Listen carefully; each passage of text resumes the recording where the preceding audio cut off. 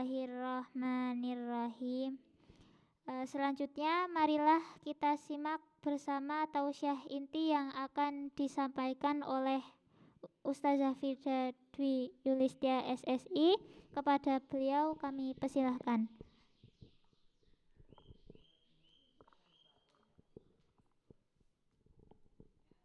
Mbak ada hotspot nggak? Saya harus upload ini dulu.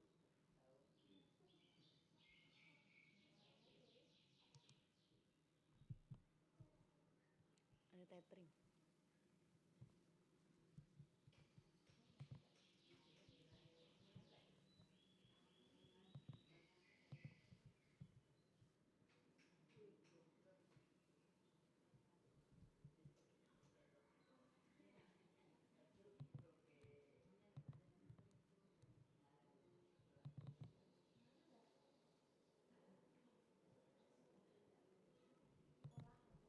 Bentar ya.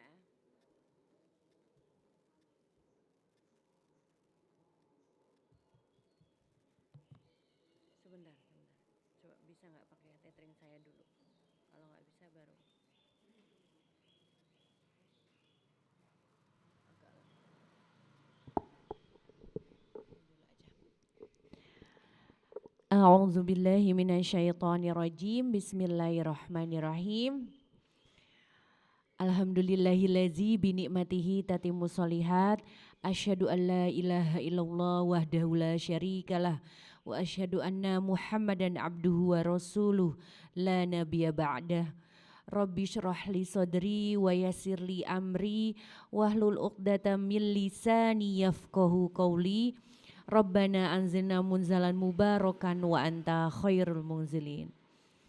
Alhamdulillahirabbil alamin. Puji syukur kehadirat Allah Subhanahu wa taala yang telah meringankan langkah kaki kita di majelis ilmu yang insya Allah beribu-ribu malaikat hadir Bu di majelis ini, karena insya Allah dalam majelis ini kita niatnya tolabul ilmi dan juga tadi kita sudah awali dengan membaca kalam ilahi yaitu basmalah bersama-sama.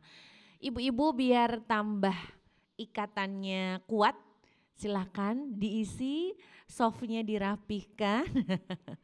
Seperti itu ya Bu, supaya kita lebih fokus dan adab untuk menuntut ilmunya juga tertunaikan. Ya, kita sambil menunggu teman-teman yang lain insya Allah.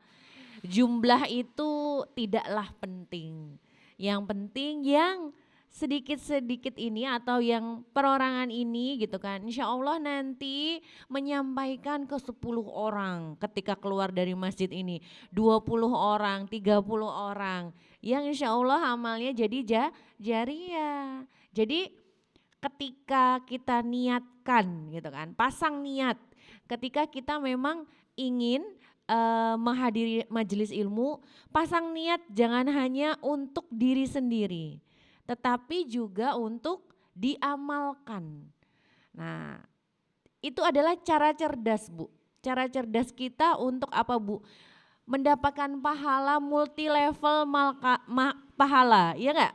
Beruntun pahalanya nanti ketika kita menyampaikan. Dan ada tanggung jawab di pundak ini untuk menyampaikan ilmu yang kita dapatkan.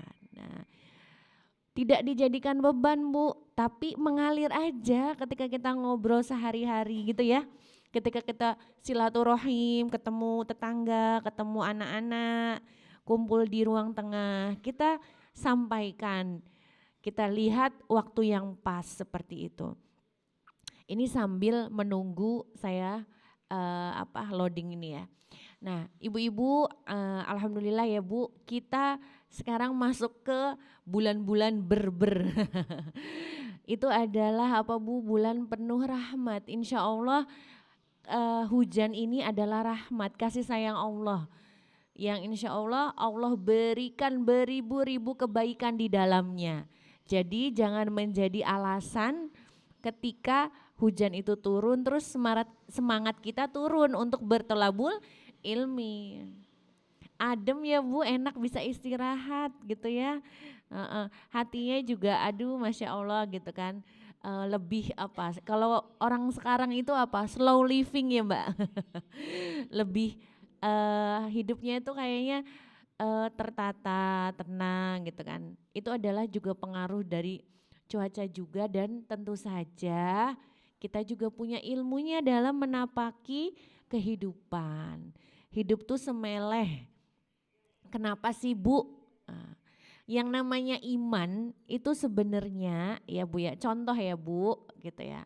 Kalau kita sudah benar-benar iman kepada Allah tuh artinya kita pasrah, baik buruk di mata kita tentu itu adalah terbaik bagi Allah. Contoh Bu, nih kita belajar tentang iman ya sambil saya nunggu ini ya. Contoh, ada suatu pasien atau orang yang sedang sakit. Dia sudah ke dokter pertama gitu kan. Dia sudah memeriksakan dirinya, penyakitnya ke dokter pertama dengan diagnosa yang sama, yaitu harus operasi. Karena dia tidak yakin, dia second opinion atau mencari lagi dokter yang lain, yaitu dokter kedua. Nah, ketika di dokter kedua pun sama ternyata diagnosanya. Nah, saat itu dia keluar dari rumah sakit, qadarullah ketemu sahabat baiknya yang sudah lama tidak bertemu. Lah, cerita panjang akhirnya disarankan untuk ke dokter yang ketiga. Ke dokter yang ketiga untuk memeriksakan penyakitnya. Nah, dengan apa Bu? Dengan penjabaran dokter itu sangat pintar, dokter senior, pasiennya banyak seperti itu. Intinya punya keunggulan-keunggulan dari dokter yang dibandingkan dokter pertama dan kedua. Maka dengan semangatlah si ibu A yang sedang sakit itu, diuji sakit itu ke dokter yang ketiga. Ketika sampai di ruang tunggu sudah banyak pasien Bu. Pasien yang sedang mengantri. Waalaikumsalam Ibu. Bangunannya megah, rumah sakitnya megah di situ. Dengan pelayanan-pelayanan yang luks gitu kan. Makin menambah keyakinan si ibu yang sakit itu untuk segera memutuskan apa yang harus dia lakukan. Karena sebenarnya sudah diberikan keputusan diagnosa di dokter pertama dan kedua. Ini kita bicara iman ya Bu, iman tuh tauhid. Nah, kenapa sih kadang kita tuh galau, kadang kita itu gampang sedih, gampang kecewa, karena iman kita sebenarnya belum kokoh gitu kan. Nah, ini reminder bagi diri saya sendiri Bu, tentu saja. Kenapa? Karena iman kita itu masih setengah-setengah. Nah, kita ambil hikmah dari ibu A yang sakit. Nah, ini saya review lagi ya Bu yang baru datang. Misalkan Ibu Anti itu sakit parah, sudah memeriksakan penyakitnya di dokter A dengan diagnosa harus operasi, misalkan diangkat rahimnya. Lalu yang kedua, nah, ke dokter B, sama diagnosanya. Dia tetap tidak puas, tidak yakin dengan diagnosa kedua dokter tersebut. Akhirnya ketemulah temannya ketika dia baru keluar dari rumah sakit di dokter yang kedua. Karena dia ketemu teman lama yang track recordnya atau bestie lah Bu, bestie dari dulu, dari mulai misalkan kuliah, ketemunya ketika berumah tangga dan terkena penyakit lagi gitu kan. Nah, akhirnya apa Bu? Akhirnya dia yakin bahwa dokter yang disampaikan oleh temannya itu adalah terakreditasi A, sangat meyakinkan. Ketika sampai ke rumah sakit yang dokter ketiga Bu, yang direkomendasikan oleh temannya, dia melihat jajaran ruang tunggu itu diisi oleh jajaran pasien yang penuh gitu Bu. Bangunannya megah, pelayanannya baik, ramah-ramah di sana perawatnya gitu kan. Makin yakinlah dia untuk memutuskan bahwa inilah keputusan yang terbaik. Saya menemukan orang yang tepat, dokter yang tepat. Ketika dipanggil oleh dokter tersebut, ketemu sama dokternya, oh kelihatan dokternya senior. Nah, monggo dokternya senior. Lalu apa? Ketika menerangkan ramah, detail, memuaskan. Nah, tambah yakinlah dia. Nah, ketika ternyata dokternya bilang gitu kan. Dokternya bilang ternyata, oh ibu nyun sewu, ini ternyata sudah parah, sudah ke arah ganas, harus diangkat seperti itu. Nah, terus karena dia yakin gitu kan, si ibu Anti itu yakin gitu kan, maka dia dengan apa? Dengan penuh pasrah, dia langsung bilang manut dokter pokoknya. Itu kalau disuruh dibelah dadanya pun mungkin dia mau gitu kan, karena sudah yakin pasrah 100% ya Bu. Nah kita nih ambil ibroh hikmah dari cerita tersebut Bu. Nah ini saya dengar dari Ustazah Tria, ini adalah kejadian nyata Bu. Nah, berkaitan dengan iman, tauhid kita kepada Allah. Nah, karena percaya sama dokter yang ketiga, dia pasrah, dia yakin bahwa inilah yang terbaik gitu kan. Padahal diagnosis pertama kedua sama gitu, tapi udah ketiga dia ternyata Masya Allah tabarakallah gitu kan. Karena dia punya keyakinan. Ya berbeda dengan dokter pertama dan kedua, masih penasaran, masih galau ya enggak. Nah ketika itulah Bu, nah yang namanya kita belajar apa Bu? Belajar bahwa inilah yang namanya keimanan. Pasrah seyakin-yakinnya tanpa ada lintasan sedikit pun ragu dalam pikiran kita. Artinya kadangkala kita galau, kita sedih, ya enggak? Kita ditimpa ujian, ditimpa musibah. Itu tuh enggak yakin bahwa Allah lah yang ngasih jalan, tauhidnya itu kurang. Nah, karena apa Bu? Nyun sewu, saya kan belajar pendidikan anak usia dini ya. Karena memang yang namanya tauhid itu harus diajarkan sejak dini Bu. Siapa yang memberi rezeki, ya enggak Bu? Siapa yang apa Bu? Menyembuhkan sakit, bukan dokter. Apa Bu? Itu hanya wasilah yang memberikan kesembuhan siapa Bu? Allah. Kadang-kala kita menyepelekan seperti Bu. Nah iman itu adalah yakin seyakin-yakinnya bahwa Allah adalah Al-Mudabbir, pengatur semuanya. Allah punya skenario yang indah. Kadangkala kacamata manusia itu menganggap ini tuh kok menurut saya kurang baik ya. Tapi ternyata menurut Allah adalah yang terbaik, seperti itu ya. Ya kalau ada ini ya Bu, quotes-quotesnya itu, aku bahagia gitu. Semua berjalan sesuai dengan sesuai dengan rencanaku. Tapi aku lebih bahagia ketika rencana itu berjalan sesuai dengan rencana Allah. Ya enggak Bu?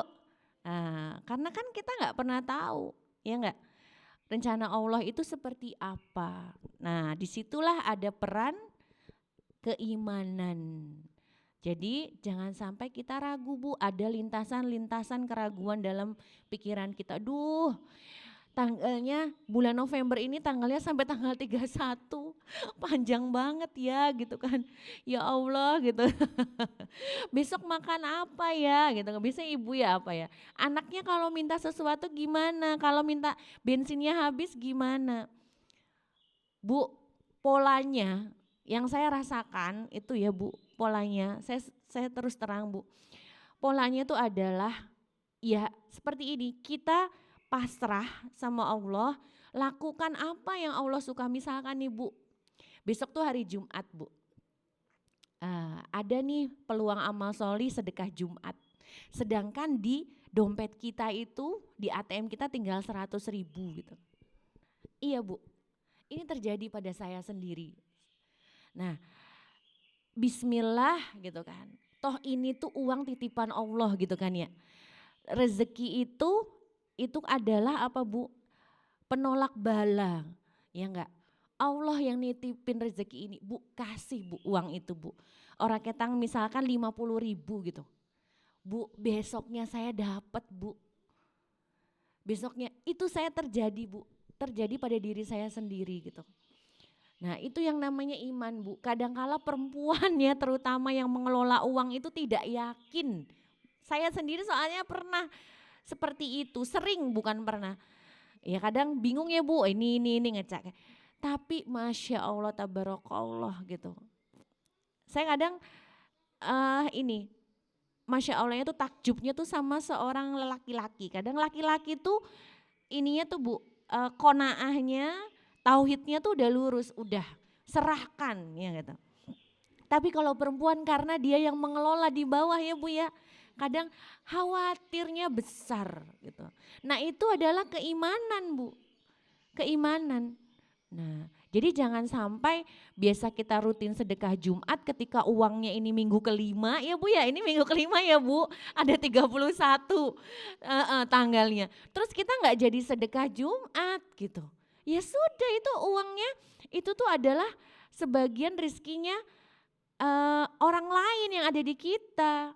Niatkan. Dan alhamdulillah Bu, polanya tuh kayak gitu, kosong nanti diisi, kosong diisi, ya enggak Bu? Tapi kalau penuh terus, iya polanya kayak gitu Bu. Ya begitu, mungkin itu sharing ya kehidupan saya gitu kan, pengalaman saya. Yuk kita langsung ke materinya. Nah ini materi dari guru saya Bu, Ustadz Nandung Danardono.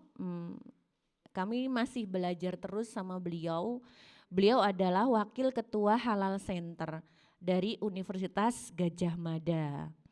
Nah, beliau juga pengurus Majelis Intelektual Ulama Muda Indonesia, Dewan Pengarah Akreditasi Halal Luar Negeri BPJPH. Dewan Syariah maksudnya titelnya Masya Allah, amanahnya sudah tidak diragukan lagi. Beliau adalah guru kami. Nah, kaidah halal haram, perhatikan Bu. Kita belajar pelan-pelan ya Bu, karena fikih itu sangat kompleks. Kita belajarnya pelan-pelan, enggak apa-apa ya. Oke. Sebentar, banyak Bu. Ini ya mati ya.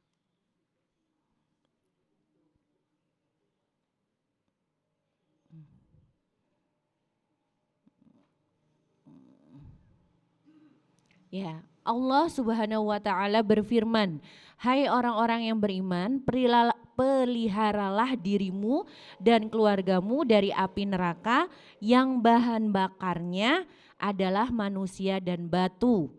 Penjaganya malaikat-malaikat yang kasar, yang keras, yang tidak mendurhakai atau mendurhakai Allah terhadap apa yang diperintahkannya kepada mereka, dan selalu mengerjakan apa yang diperintahkan." Quran surat At-Tahrim ayat 6. Masya Allah Bu, jangan sampai kita menjadi ibu ya, Ummu Robiatul Bait ya kan, pengelola rumah ya enggak, yang menjaga anak-anak kita, yang menjaga makanan yang dikonsumsi oleh seluruh anggota keluarga kita itu. Kita adalah ibu, seorang wanita, penjaga terdepannya. Jangan sampai memasukkan makanan yang haram, yang menyebabkan doa tertolak. Sudah kita bahas ya kemarin pertemuan minggu-minggu yang lalu. Kenapa sih? Karena makanan halal itu atau label halal, toyib gitu kan. Halal tuh dekat dengan toyib, sahabatnya, pasangannya. Itu bukan sekedar label halal itu, tetapi adalah syarat sah. Untuk apa Bu? Untuk mendatangkan keberkahan-keberkahan, pintu kepertolongan Allah. Kalau apa yang kita pakai, apa yang kita hirup, apa yang kita makan apa yang kita gunakan semuanya haram, apa yang terjadi? Doa kita tertolak.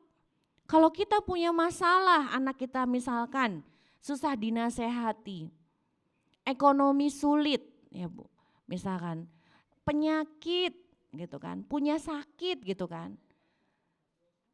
Apa senjata kita untuk memohon pertolongan Allah?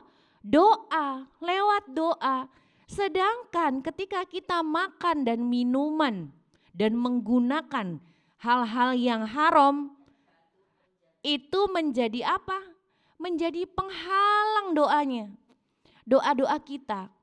Padahal kan jelas doa adalah senjatanya seorang mukmin. Jadi halal toyib bukan sekedar label, bukan sekedar cap dalam produk, tetapi hal tersebutlah yang mendatangkan keberkahan kepada keluarga kita. Berkah tuh apa sih Bu? Berkah tuh aneh. Apa? Berkah tuh aneh gitu kan, iya enggak? Iya, bukan masalah jumlah ya Bu ya. Berkah itu yang membuat kita tenang, yang membuat kita lebih tertata, yang apa Bu? Bertambah kebaikannya, ziyadatul khair. Bertambah kebaikan kita. Contohnya apa Bu? Dengan kita mendapatkan misalkan nafkah dari suami, kita tambah solihah, oh ngajinya tambah sregep, oh kerudungnya tambah menutupi aurat atau tambah lebar, oh hatinya mudah tersentuh, oh sodakohnya tambah banyak. Itu namanya keberkahan. Yang jelas adalah mendatangkan ketenangan. Berkah tuh aneh kok Bu, bukan soal jumlah. Nah disitulah syarat segala sesuatu yang kita makan, kita pakai harus halal, seperti itu. Selanjutnya, iya Bu, Allah Subhanahu wa Ta'ala berfirman, wahai orang-orang yang beriman, sesungguhnya minuman keras, homer, berjudi, berkorban untuk berhala, dan mengundi nasib dengan anak panah adalah perbuatan keji dan termasuk perbuatan setan. Maka jauhilah perbuatan-perbuatan tersebut agar kalian beruntung. Nah ini bagian dari iman Bu, yang tadi saya bahas, keimanan di awal. Kenapa? Karena ini dalam Al-Quran. Al-Quran tuh benar atau ragu-ragu? Sudah pasti benar, kalam ilahi. Jadi kalau kita punya masalah tuh gak usah cari kemana-mana Bu, gak usah ngomong ke siapa-siapa, nanti ndak bocor. Ngomongnya sama Allah aja, sujud di sepertiga malam terakhir, minta langitkan doa. Kenapa? Karena memang seluruh jawaban problematika hidup kita ada di Al-Quran. Betul, kita butuh teman yang mendengarkan, betul. Bertahap enggak apa-apa, tapi temannya yang bisa memberikan solusi, yang bisa merahasiakan apa yang kita rasakan, apa yang kita keluhkan, dan bisa menjawab kalau bisa ke ahli ilmu, gitu ya Bu ya. Selanjutnya, nah ini Bu, Al-Baqarah ayat 173, kita sudah bahas juga. Sesungguhnya Allah hanya mengharamkan bagimu bangkai, darah, daging babi, dan daging binatang yang ketika disembelih disebut nama selain Allah. Artinya haram kalau tidak mengucapkan Bismillah, Masya Allah. Tetapi barang siapa dalam keadaan terpaksa memakannya, sedang dia tidak menginginkannya dan tidak pula melampaui batas, maka tidak ada dosa baginya. Sesungguhnya Allah Maha Pengampun lagi Maha Penyayang. Nah ini ada kata-kata yang harus kita cermati, yaitu apa? Dalam keadaan terpaksa dan tidak menginginkannya, betul Bu, darurat. Tidak ada dosa baginya. Nanti ada ruksoh-ruksoh tertentu, syariat-syariat tertentu yang ketika memang diperbolehkan, tapi harus kita pelajari dengan benar Bu. Nah ini ya Bu, fikih itu Masya Allah ya Bu, memang kita harus pelan-pelan belajarnya. Nah perkara halal itu sudah jelas, haram itu juga sudah jelas. Di antara keduanya terdapat perkara syubhat. Nah, jadi hukum apa ya Bu? Hukum tuh ada 4 Bu. Yang pertama haram, halal, syubhat, dan satu lagi sunnah. Ada 4. Nah, jadi di antara halal dan haram ada di tengah-tengah syubhat Bu. Contohnya Bu, apa? Ketika kita mengantar cucu kita ke supermarket gitu kan ya, ada label halalnya, tetapi label halalnya itu tidak sesuai dengan yang dikeluarkan oleh MUI. Nah, jadi hanya nanti saya tampilkan Bu. Jadi hanya tulisan halal. Jadi label tuh ada 3 Bu. Yang terakreditasi atau diakui itu hanya 2. Yang tulisannya ungu halalnya, suka lihat Bu? Ungu warnanya. Nah itu adalah keluaran terbaru logonya. Lalu ada yang bulat kayak nyun sewu, kayak bros saya. Bulat terus hijau tengahnya. Itu yang terakreditasi, ada 2 label. Nah kadangkala di masyarakat ada label yang tulisannya hanya halal, huruf lamnya. Itu masih harus dipertanyakan. Nah itu namanya syubhat Bu, karena belum terakreditasi. Di antara halal dan haram ada syubhat. Dan apabila kita mengantarkan cucu kita gitu kan, ada logonya halal yang tadi tulisan Arab, tetapi tidak dicantumkan. Misalkan Bu, kita udah belajar nih Bu, emulsifier. Emulsifier itu adalah fungsinya seperti apa Bu? Untuk menyatukan minyak dan air.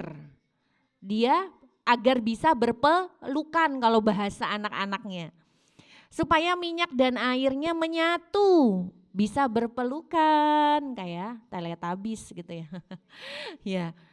Nah, untuk supaya dia bersatu gitu ya, menyatu antara minyak dan air diperlukan namanya emulsifier. Dan biasanya terdapat di permen kenyal-kenyal. Ya Bu ya. Kue-kue ya Bu, ini kenapa Solihah? Dia ya. Nah itu emulsifier itu ada yang berasal dari nabati, ada yang berasal dari hewani. Nah yang patut kita curigai adalah yang berasal dari hewani. Kalau nabati kan tumbuhan, herbal gitu kan. Tapi kalau hewani Bu, kita sudah sepakat di awal, binatang yang paling menguntungkan adalah babi. Dan Indonesia adalah destinasi pertama import babi. Lalu dipertanyakannya apa Bu? Bisa jadi itu hewannya babi, tidak jelas karena tidak dicantumkan emulsifier nabati atau hewani. Maka jatuhnya hukumnya syubhat, ragu, diragukan. Nah seorang muslim ketika ragu itu apa, dari mana asalnya, maka sikapnya gimana Bu? Meninggalkannya. Tidak kita makan, tidak kita beli. Ya, kalau ragu ditinggalkan, tinggalkan, jangan dibeli. Artinya masih syubhat hukumnya. Di antara halal dan haram, kiri kanan ada di tengah-tengah namanya syubhat. Nah itu Bu, kita belajar, hati-hati ya Bu ya. Nah Bu, saya mau tanya nih biar nggak ngantuk ya.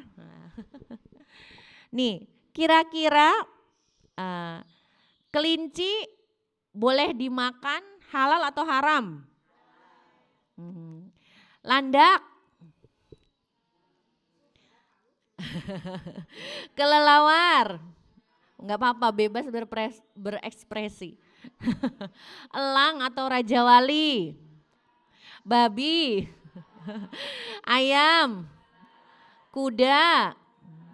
Nah, terus apa Bu ini? Belalang, ada ya Bu di Gunung.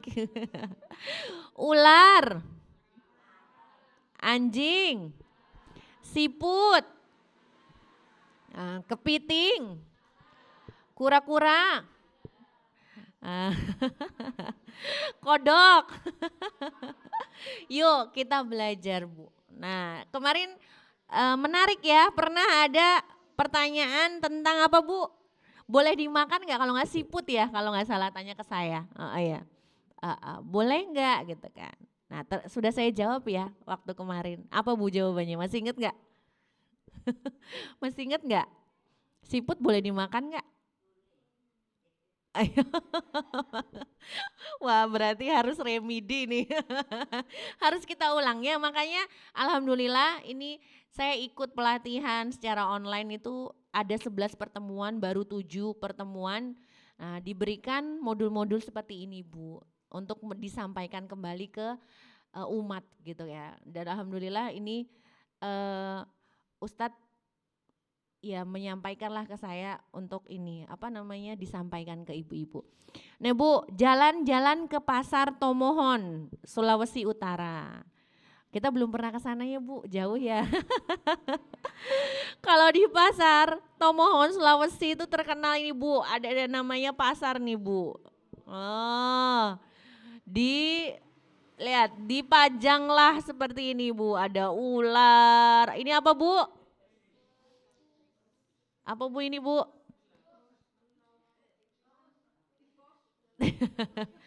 Tikus. Ya ngeri ya Bu, nggak usah dilihat Bu. Nah itulah Bu, kita luar biasa. Kalau misalkan kita memang safar ke kota orang itu hati-hati. Ya hati-hati. Alhamdulillah kemarin kita itu ada program inisiasi untuk wisata halal. Misalkan Bu, contoh hotel tuh udah hotel syariah ya Bu ya. Terus nanti makanannya pun adalah rumah makan syariah. Nah itu sebenarnya mind mapping untuk kuliner halal, wisata halal tuh sudah kita butuhkan sekarang ini. Ya enggak Bu? Kenapa? Karena kita ketika safar itu dipermudah, lebih nyaman, lebih tenang. Nah, jadi jangan sampai ketika safar itu asal makan, asal tidur dimanapun. Misalkan hotelnya tidak syariah, tidak syar'i. Ngeri ya Bu sekarang. Seperti itu. Kemarin ada dari segi keamanan, dari segi muamalah atau interaksi antara lawan jenis pun kita kan juga butuh kenyamanan. Seperti itu. Bahkan keselamatan. Contoh kemarin ada pasangan suami istri yang istrinya meninggal lagi bulan madu, padahal di pinggir pantai apa laut ya Bu, lupa. Karena apa Bu, pemanasnya itu mengeluarkan gas keracunan. Nah hal-hal seperti itu juga harus kita pertimbangkan. Jadi ketika dimakamkan tuh suaminya itu masih diinfus, diantarlah suaminya itu masih di kasur yang didorong, sangat-sangat menyentuh ya Bu ya. Kasihan pengantin baru qadarullah umurnya sampai di situ karena ya itu Bu, karena ternyata bukan villa Bu, kayak apa sih Mbak, Yang di pinggir-pinggir pantai yang segitiga-segitiga itu apa Mbak namanya? Dumpling, apa pling-pling, glamping, kok dumpling? Itu makanan ya dumpling. Udah lapar. Gambling apa? Glamping, astagfirullah. Glampingnya itu ternyata tidak sesuai dengan SOP. Jadi pemanasnya itu dia tidak di belakang untuk pembuangan gasnya, tidak di luar kamar mandi, tapi di dalam. Akhirnya terkena zat beracunnya. Itu bahaya Bu, kalau pemanas air yang pakai gas itu qadarullah tuh ya kenanya kena itu gitu loh wasilahnya. Jadi memang hati-hati, harus sesuai SOP. Yaitu adalah salah satu ikhtiar kita ketika keluar kota gitu ya. Atau carilah wisata-wisata halal, rujukan-rujukan halal. Nah, kaidah fikihnya Bu. Nah, para ulama menggunakan kaidah fikih dalam menentukan hukum halal haram suatu makanan. Nah, ini berdasarkan ketentuan yang ada di Al-Qur'an dan Al-Hadis. Kaidah pertama Bu, boleh ditulis loh. Ikatlah ilmu dengan tulisan atau difoto. Yang pertama, kaidahnya ya, kaidah fikihnya. 1, semua jenis makanan hukumnya halal. Kecuali, ada kecualinya Bu. Bila ada dalil yang secara khusus menyebutkan pengharamannya. Jadi ketika di Al-Quran tuh masih umum, nanti dirumuskannya, didetailkannya di ahadis. Biasanya seperti itu. Nah, tapi kaidahnya semua makanan itu halal. Tapi nanti ada dalil yang mengkhususkan, menyebutkan tentang pengharamannya. Itu kaidah pertama ya Bu. Kaidah kedua. Ya, kita bahas dulu yang kaidah yang pertama. Hukum dasarnya halal. Hukum asal makanan adalah halal. Jangan sampai ada dalil yang mengharamkan. Apa? Jika kita ragu akan halal atau haramnya sesuatu, maka hukum asalnya adalah halal sampai terbukti ada dalil yang mengharamkannya. Jadi harus dipelajari dalil lebih lanjutnya. Hukum asal awalnya halal semua. Nah, Allah Ta'ala berfirman, dialah Allah yang menjadikan segala yang ada di bumi untuk kamu. Nah, itu halal Bu, semua yang ada di bumi halal. Dan dia telah menundukkan untukmu untuk apa yang di langit dan apa yang di bumi semuanya sebagai rahmat darinya. Ya. Nah, kedua, jenis-jenis makanan yang haram dikonsumsi. Tadi sudah dalam surat Al-Baqarah ayat 173.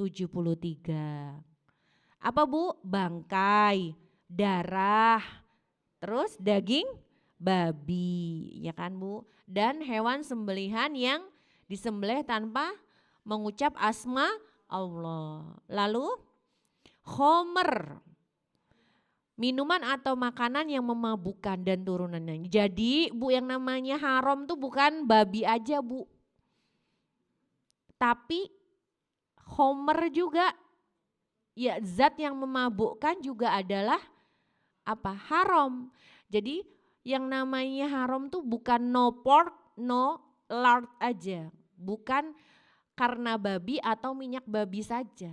Tetapi ternyata ada khomer yang kita bahas tentang apa Bu? Mirin kemarin ya, sake yang ada di sushi, mirin yang ada di apa Bu? Angcu. Ya Bu ya, yang ada di Chinese food, tumisan. Itu kan bukan babi tetapi apa Bu? Ada kadar alkohol dan itu haram. Banyak orang beranggapan bahwa yang namanya haram tuh hanya babi aja. Nah, yang lagi hangat kemarin Bu, minggu kemarin bakso di Bantul. Ini Bantul kan? Di mana coba Bu? Di Ngesti Harjo. Itu sudah lama ternyata, dari mulai dia pedagang keliling ya enggak Bu? Lalu mangkal. Sudah mendengar ya? Alhamdulillah sekarang tuh tinggal scrolling keluar semua. Ya, kita ambil ininya apa? Faedahnya. Iya, babi. Nah, ternyata ketika saya buat status tentang informasi tersebut, ada yang langsung menanggapi, "Ya Allah, saya udah bolak-balik makan di sana." Gitu, Bu. Sebelum dipasang apa? Spanduknya. Yang masang spanduk siapa, Bu? Dewan Masjid DMI. Dewan Masjid Indonesia. DMI, Bu, disingkat DMI. Kenapa? Karena gemes, dikasih tahu, dinasehati, dikandani, se. Iya, makanya langsung DMI turun tangan, nulis, langsung dipasanglah spanduk, seperti itu. Karena keresahan dari masyarakat sekitar yang datang itu ternyata juga berbusana muslim, pakai kerudung dan yang lain. Ya nggak usah jauh-jauh ya, ketika saya share di status langsung ditanggapi. Saya udah bolak-balik 3 kali, kalau nggak salah kurang lebih 3 sampai 4 kali. Kenapa, Mbak? Karena enak. Enak, Bu, dan ada tetelannya. Ya Allah, ya Karim. Untung saya rumahnya jauh dari Ngestiarjo. Bakso di sebelah saya ada soalnya, Bu. Rumah saya kan di Banguntapan, ada yang namanya bakso Ironayan. Itu bakso hampir kayak bakso Telkom. Jadi ini marketing nih. Baksonya laris, Bu. Kalau pegawai-pegawai siang hari makan siang itu pada ke sana. Jadi bakso 3 rumah ke selatan rumah saya. Nanti monggo datang. Kapan-kapan ya. Iya, monggo. Nanti ini ya, nyewa bis ya, pengajian di masjid sebelah saya gitu sekali-kali. Ya Mbak, Bu Nyai. Ya, nanti dijamunya dengan bakso. Nah itu ya Bu. Nah itu Masya Allah ada 4 yang diharamkan di dalam Al-Quran. Lalu disebutkan haram di Al-Hadis adalah apa, Bu? 1, daging binatang buas yang bertaring, berkuku tajam. 2, dijelaskan lagi di Al-Hadis, Bu, iya nggak, Bu? Lalu yang kedua apa? Daging binatang jalalah bacanya gitu lah. Pemakan kotoran. Pemakan kotoran tuh siapa, Bu? Kemarin babi termasuk jalalah ya, Bu. Dia masuk di Al-Quran, di Al-Hadis masuk, Masya Allah ya kan. Ketiga, daging binatang yang menjijikkan. Nah, siput tuh masuk kemana tuh? Boleh nggak dimakan? Tadi yang bilang boleh siapa? Kayaknya siput itu deh. Siput yang di seblak itu. Tadi Mbak Dumpling siput. Yang buat seblak prasmanan tuh ada kan. Nah, Masya Allah. Nah, bagaimana dengan belalang, kelinci, kuda? Bagaimana ibu-ibu solihah? Nah, Ibnu Abu Aufa radhiyallahu anhu berkata, kami berperang bersama Rasulullah sebanyak 7 kali, kami selalu makan belalang. Jadi boleh nggak, Bu? Wong Gunung Kidul nanti protes, nek ora oleh. Boleh ya, Bu? Boleh. Lalu yang B, dari Anas bin Malik berkata, kami mencari kelinci di Mar Az-Zahran dan aku pun mendapatkannya. Lalu aku bawa kelinci itu ke Abu Tolhah. Beliau pun menyembelihnya dan mengirimkan daging paha kelinci tersebut kepada Rasulullah. Dan beliau pun menerimanya. Ya Bu ya, berarti ketika tanda setujunya Rasulullah itu dengan apa sih Bu? Dengan diamnya ya Bu, dengan apa Bu? Apa Bu? Kalau berarti kan ini dibolehkan kan Bu, karena Rasulullah menerima. Nah, boleh ya Bu kelinci belalang. Lalu Asma berkata, kami menyembelih kuda pada zaman Rasulullah dan memakan dagingnya. Pada saat itu kami telah berada di Madinah. Hadis riwayat Bukhari Muslim. Semua sahih Bu. Bukhari Muslim. Berarti boleh. Jadi katanya dengar-dengar kuda buat apa Bu? Ketawa. Kuda buat apa Bu? Buat apa Bu? Daging kuda? Semalu Ibu. Buat semangat ya Bu ya.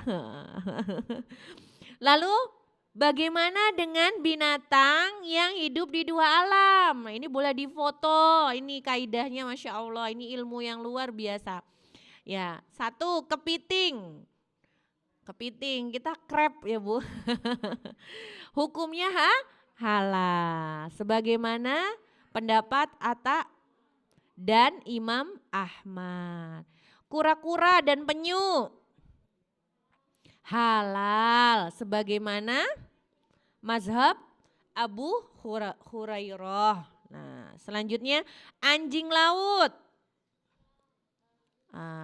Hewan ini pemakan ikan, bukan pemakan daging. Lalu katak, kodok, hukumnya haram karena secara mutlak termasuk hewan yang dilarang dibunuh ternyata, Masya Allah. Ya, selanjutnya Bu. Tadi kaidah pertama, semua makanan itu halal kecuali ada dalil yang melarangnya. Lalu yang kedua Bu, hukum haram itu diputuskan pasti karena ada sebabnya. Al-hukmu yaduru ma'a ilatihi wujudan wa adaman. Ya Bu ya. Artinya apa? Pasti ada sebabnya hukum ketika diputuskan. Selanjutnya, beberapa alasan mengapa bangkai diharamkan. Yang pertama, boleh Bu ditulis, di foto. Darah yang tidak keluar menjadi makanan yang berlimpah bagi bakteri pembusuk. Jadi menjadi makanan bakteri dan aneka bakteri yang berbahaya. Apa Bu, seperti kemarin kita korelasikan ayam yang tidak disembelih atau tidak terputus 3 salurannya. Apa saluran apa Bu? Ayo coba, masih ingat enggak? Saluran pernapasan, 1, pintar. Yang kedua, makanan. Yang ketiga, Solihah. Minuman. Habis makan minum. Saluran apa Solihah?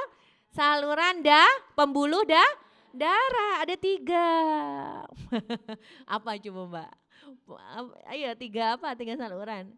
Ini nanti ada di buku saya, silahkan miliki gitu, sedang kami produksi. Ya apa, ini ada di deskripsi saya, di tugas akhir saya tentang halal haram untuk anak-anak. Jadi buku cerita bergambar tentang salah satu upaya gerakan sadar halal. Mohon doanya ya Bu, segera selesai. Nah itu ya Bu, jadi ayam tuh harus terputus 3 salurannya. Nah, pembuluh darah, makanan, pernafasan. Yuk. Lalu yang kedua, jika kematian hewan tersebut adalah karena penyakit. Kalau sakit ya haram Bu. Kadang-kala kita tuh eman-eman, ayam udah sakit ya Bu. Iya enggak? Iya, sapi, iya enggak Bu? Sapi, aduh ya Allah, kayaknya ikut panas dingin kalau sapinya sakit lah. Itu berapa juta Bu? Berapa puluh 2 digit ya Bu? Iya kan? Haram ketika dimakan. Begitu juga ayam yang mati kemarin, tiren. Kenapa sih ayam itu bisa mati? Kemarin kita sudah bahas loh Bu. Bisa jadi ketika apa Bu? Distribusi ayam itu Bu juga gampang stres. Harusnya ketika dari kota satu ke kota yang lain dengan durasi 2 jam dia berhenti. Lalu lanjut lagi perjalanan, berhenti lagi 2 jam. Yang terjadi apa Bu? Lanjut terus gas. Akhirnya apa Bu? Ada ayam yang mati, itu enggak boleh dimakan. Haram. Nah, atau ayam tuh kenapa kalau mati tuh? Sakit ya Bu ya. Nah, maka juga haram. Seperti itu. Lalu jika hewan tersebut, yang kedua ya, kenapa bangkai itu haram? Jika kematian hewan tersebut adalah karena penyakit, maka dikhawatirkan bibit-bibitnya, penyakitnya masuk dan berkembang di tubuh manusia. Sama seperti babi atau beliau. Kenapa sih nggak boleh? Karena Bu, DNA-nya babi itu hampir sama dengan kita Bu. Hampir sama, apalagi kalau kita menganut prinsip mager. Susah bergerak, senengnya glimpang, glimplung, kiri, kanan, scrolling. Nah itu kan ciri-cirinya ya enggak? Makanya babi bau apek dagingnya. Ya enggak, bau pesing. Kenapa? Karena lemaknya numpuk di mana? Ketawa. Santrinya ketawa. Iya enggak boleh mager. Nanti sama dengan temannya. Karena DNA kita dekat Bu. Dekat dengan babi. Kalau glimpang, glimpung gitu kan, kiri kanan gitu kan. Scrolling, nggak pernah olahraga, peredaran darahnya dia tidak lancar ya nggak. Terus tertumpuk lemaknya di belakang menyebabkan bau apek dagingnya. Dan kantung urinnya ternyata bocor babi itu ya nggak. Maka dagingnya bau pesing. Nah karena DNA-nya sama, nah khawatir bibit-bibit penyakit tersebut masuk dan berkembang di tubuh manusia kalau kita memakannya. Lalu yang ketiga, bau busuk yang dikeluarkan daging bangkai berasal dari senyawa racun yang dihasilkan bakteri pembusuk. Jadi nggak boleh coba-coba makan bangkai, nggak boleh eman-eman. Ada lagunya eman-eman, gimana lagunya? Nggak boleh eman-eman. Senyawa-senyawa racun tersebut dapat saja berefek buruk pada manusia yang nekat memakan bangkai. Nah tadi apa Bu? Bangkai yang diharamkan. Bangkai darah babi ya enggak Bu? Dan hewan yang disembelih tanpa menyebut nama Allah. Al-Baqarah ayat 100. Masya Allah tabarakallah. Nah kita lanjut ke mana Bu? Ke darah. Mengapa darah itu diharamkan? Ini enggak cukup, modul ini enggak cukup satu kali pertemuan karena ini 47 slide. Jadi kita nanti ketemu lagi di 2 minggu selanjutnya. Pelan-pelan tapi paham ya Bu ya. Nah, setuju? Satu, mengapa darah itu diharamkan? Satu, karena dalam darah yang kotor terdapat kotoran, racun, dan senyawa berbahaya yang harus dibuang melalui urin. Ya itu yang mengangkut ya Bu. Darah tuh mengangkut makanan ya enggak Bu? Mengangkut oksigen. Nah, kalau darahnya kotor ya akan terkontaminasi. Lalu yang kedua, darah adalah media yang paling sesuai bagi mikroba bakteri pembusuk.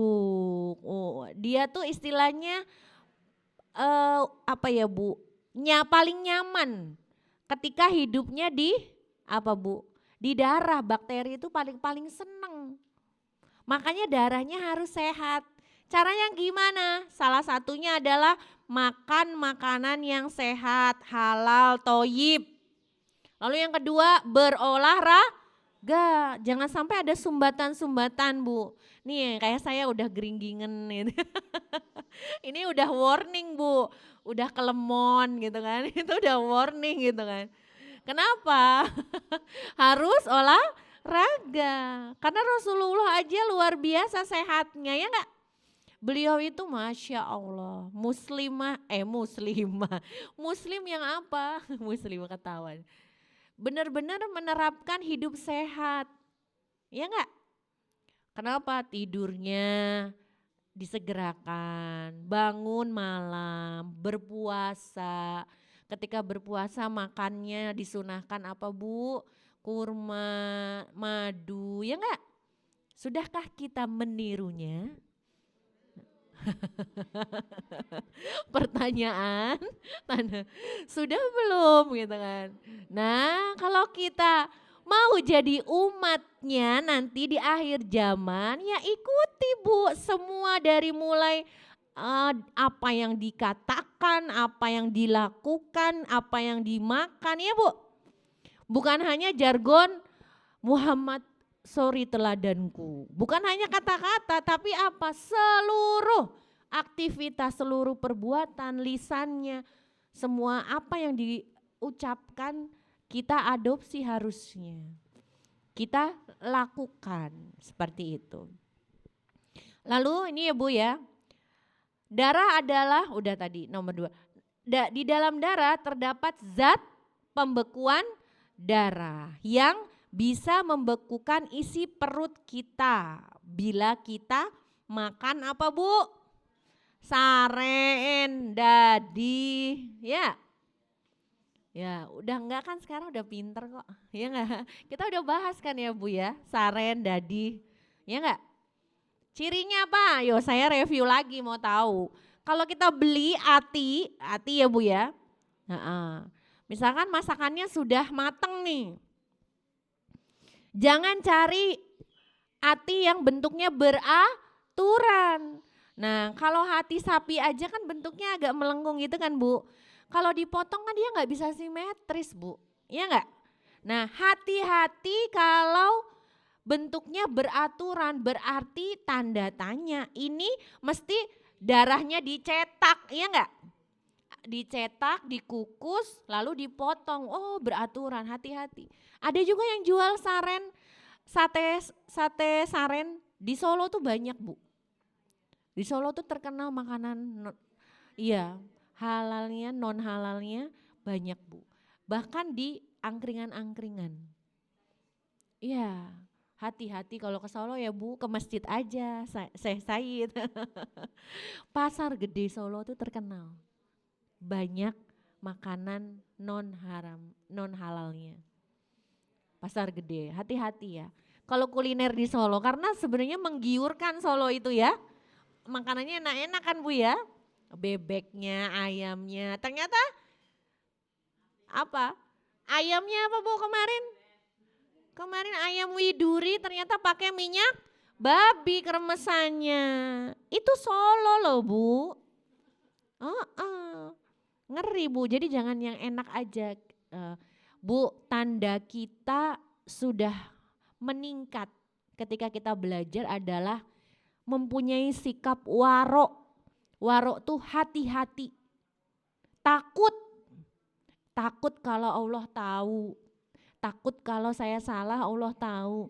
Takut kalau saya salah, ya enggak Bu? Takut nek makanan itu haram. Takut memang hidupnya jadinya aduh serba hati-hati. Tapi insya Allah itu adalah jalan keberkahan seperti itu. Cirinya lebih hati-hati ketika sudah belajar. Lalu yang keempat, mengandung apa Bu ini? Putrescin dan cadaverin. Keduanya merupakan senyawa diamin yang beracun pada jantung. Jadi darah tuh bisa kalau darah kotor ya Bu ya, beracun pada jantung dan sistem pencernaan, pembuluh darah dan sistem saraf manusia. Bu, apa-apa yang Allah ya kan jatuhkan hukumnya tadi apa Bu yang kedua? Ini Bu kaidah fikih.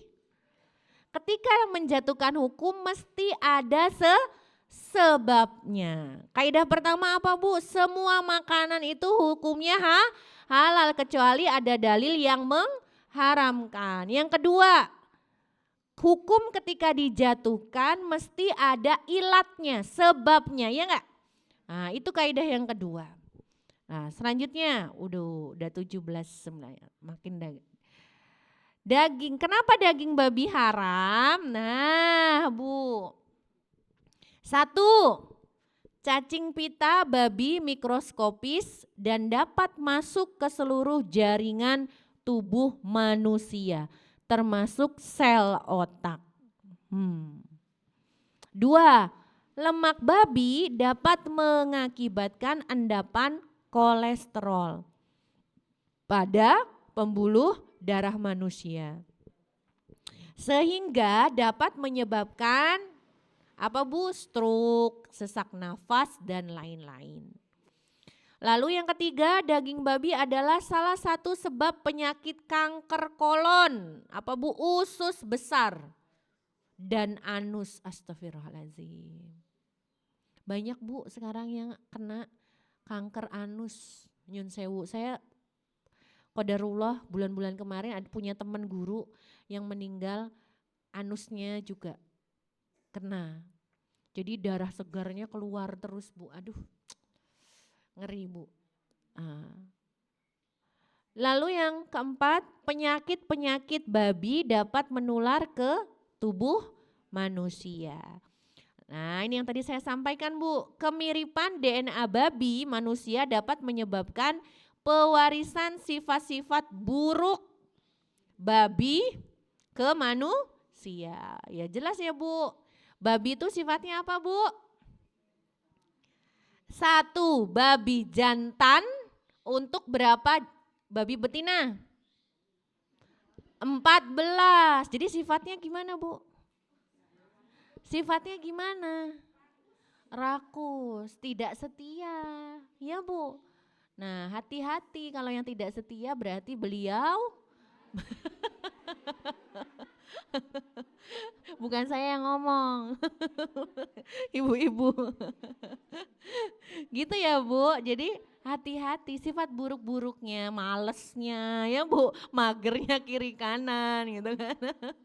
Juga tidak setianya. Selanjutnya kayaknya sampai kaidah kedua saja. Kita sekarang maghribnya sampai jam berapa? 5:30. Nah kurang 9, sebentar saya lihat jadwal. Sholatnya hari ini 17.33, masih ada dikit lagi ya, gak apa-apa. Kaidah ketiga, nah segala pengimitasian atau penyerupaan dengan barang haram hukumnya haram. Maksudnya apa Bu? Penyerupaan, hampir mirip-mirip dengan barang haram hukumnya haram. Yuk kita bahas Bu. Nih, ini kaidah ketiga ya Bu ya. Nah, sudah ditulis, dipoto, diingat.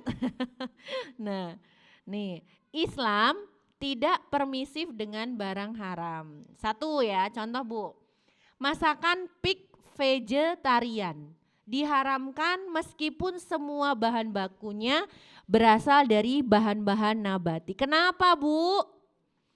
Padahal dari nabati loh, bukan dari hewan. Kenapa? Karena sebutannya pig Bu, dinamai pig, seperti juga kasus mie gacoan ketika belum dapat sertifikasi halal. Apa Bu menunya? Daftar menunya mie iblis, mie setan, ya Bu. Ya kan? Jadi pakai istilah-istilah yang haram, yang mengerikan, yang nggak boleh dimakan. Makanya tidak lulus sertifikasi halal Mbak. Udah dengar belum Mbak? Nah, sekarang sudah sertifikasi halal dengan apa? Dengan merubah semua daftar nama menunya. Alhamdulillah. Kenapa Bu? Karena nggak boleh Bu. Karena sebuah perkataan adalah doa. Jangan sampai yang makan jadi astagfirullah iblis, astagfirullah setan. Iya nggak? Nggak boleh. Itu aturan-aturan MUI juga tertuang dalam aturan MUI ketika kita ingin mengajukan sertifikasi halal. Lalu yang kedua, minuman bir bintang zero alkohol diharamkan meskipun tidak mengandung alkohol karena namanya bir bintang gitu kan. Selanjutnya, whisky dan brandy free alkohol. Juga diharamkan meskipun kadar alkoholnya 0%. Lalu yang keempat, minuman root beer. Bir, baca ya. Diharamkan meskipun bukan bir yang sebenarnya. Kandungan alkoholnya 0%. Lalu yang terakhir, rum essence. Meskipun bukan rum, namun tetap diharamkan karena aromanya menyerupai rum yang sebenarnya. Rum tuh nggak boleh Bu. Rum kalau kita buat kue itu ada rumnya, itu haram. Iya siap. Mm-mm. Mm-mm. Mm-mm. Iya.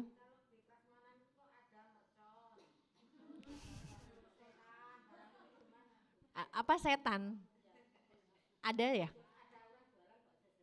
Oh ya. Kalau mercon sih nggak apa-apa ya. Kalau mercon kan karena dia istilahnya membahasakan bahwa dia pedes banget gitu ya nggak? Tapi kalau bakso setan jangan. Kenapa? Karena dia pasti tidak lulus sertifikasi halal.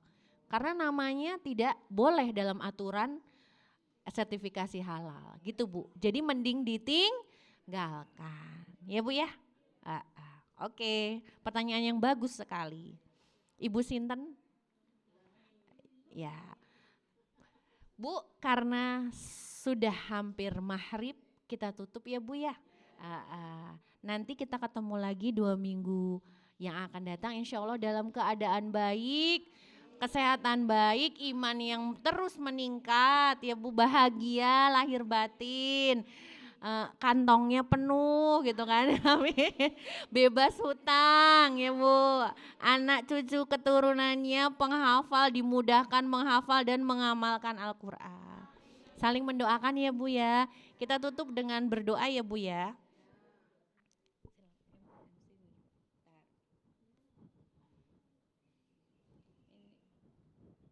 Pada puasa Bu hari ini?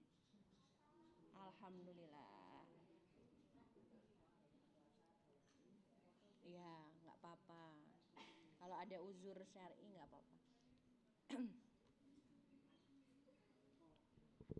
A'udzubillahi minasyaitonirrajim. Tangannya Bu. Bismillahirrahmanirrahim. Alhamdulillahi rabbil alamin. Hamdan syakirin, hamdan na'imin, hamdan yukafi ni'mahu wa yukafi mazidah. Ya Rabbana lakal hamdu kama yamhagi li jalalika wajhika wa adimi sultanik. Raditu billahi rabba wa bil islami dina wa bi muhammadin nabiyya wa rasula.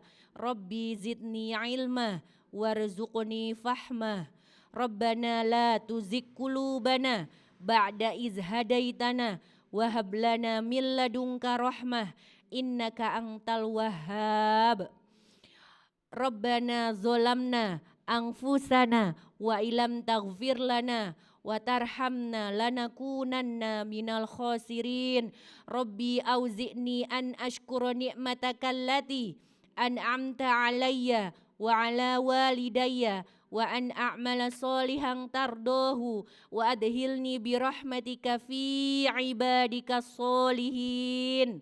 Allahumma inni as'aluka salamatan fid din wa afiatan fil jasad wa ziyadatan fil ilm wa barakatan fil rizq wa taubatan qoblal maut wa rahmatan indal maut wa maghfiratan ba'dal maut. Allahumma hawin alaina fi sakaratil maut wa tub alaina innaka antat tawwabur rahim. Rabbana hablana min azwajina wa zurriyatina qurrata a'yun waj'alna lil muttaqina imama. Rabbi habli minas solihin, Rabbi habli minas solihin. Allahumma faqihu fid din wa alimhu takwil. La ilaha illa anta subhanaka inni kuntu minaz zalimin. Rabbi inni lima anzalta ilayya min khairin fakir. Rabbi gfirli wali walidayya warhamhuma kama rabbayani sogiro. Allahumma ansur ihwanana fi Gaza fi Palestin. Allahumma ansur ihwanana fi kulli makan wa fi kulli zaman birahmatika ya arhamar rahimin. Walhamdulillahi rabbil alamin. Al-Fatihah. Langitkan doa-doa ibu, silahkan sampaikan doa-doa ibu.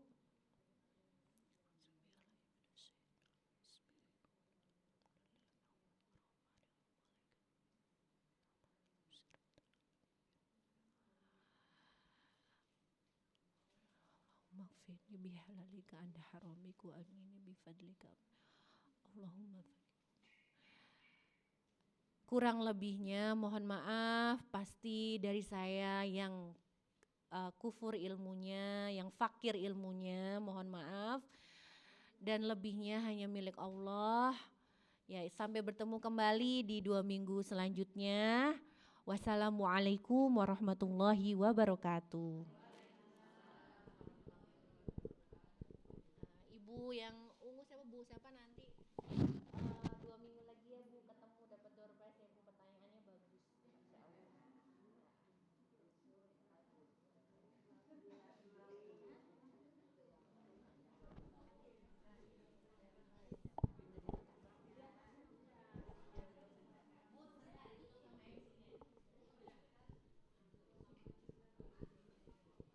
Alhamdulillah, jazakillahu khair kepada Ustazah Firda Dwi Yulistia atas ilmunya. Semoga menjadi tambahan pahala dan keberkahan untuk kita semua.